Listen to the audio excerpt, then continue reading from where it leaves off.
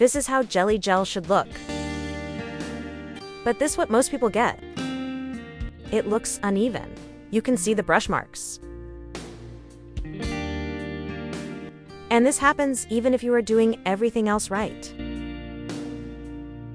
Jelly gel is very sensitive. If you press too much, you move the product instead of letting it level. Instead of smoothing out, you are creating lines in the surface.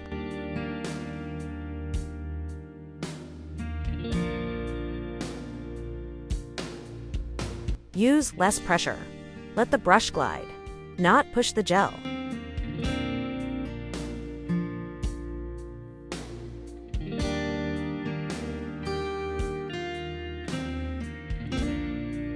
Now the surface levels properly. No streaks.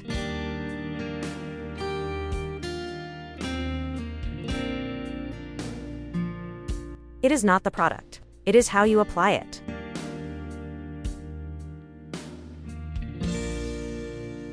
That is what makes the difference.